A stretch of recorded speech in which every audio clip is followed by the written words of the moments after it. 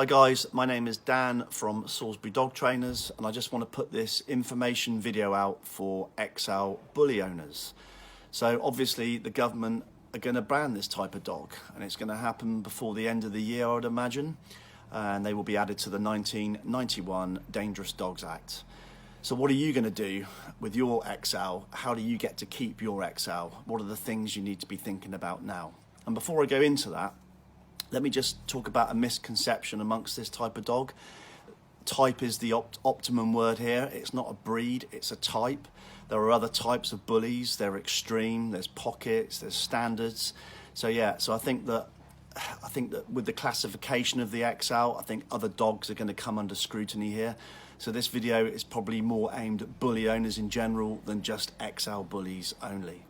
So what are the things you need to be doing, guys? Well, number one, microchips. Get your dog microchipped, get your address registered. It's going to be a legal requirement to keep your dog. Number two, neutering. Don't wait for the government to ban the dog. Get that booked in now. Vets have got waiting lists for neutering, and if you wait, then you could find that your dog is not exempt. So yeah, get that done now, guys. And if you're concerned about the age of your dog, if it's younger than a year old, then perhaps you need to contact your vet just to sort of discuss that with them. The next one, guys, is muzzles. When you're out and about with these dogs, you're going to have a muzzle on them.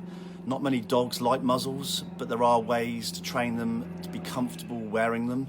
So yeah, guys, you need to be able to get a muzzle on your dog comfortably and get them out wearing them in public for sure.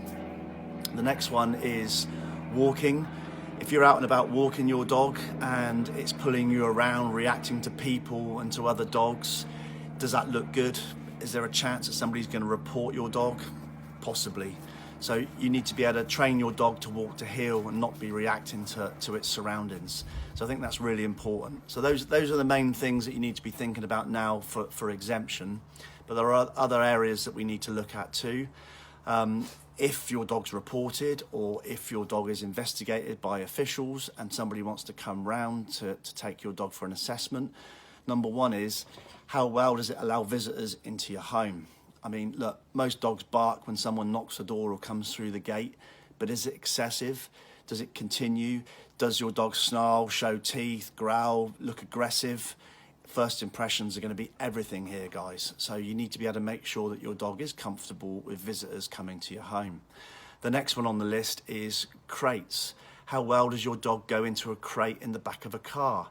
Well, it's all very well if you as an owner can get your dog in the crate, but can a stranger do that when they take your dog away? So again, another area that we need to be thinking about training our dogs is to make sure that they're comfortable with strangers putting them into a crate in the back of a car. Then when they go off for an examination and an assessment to work out whether they're an XL or not, or whether they're dangerous or not, they're going to have to be examined by a stranger. How well is your dog take to be touched by strangers? Is it good in the vets?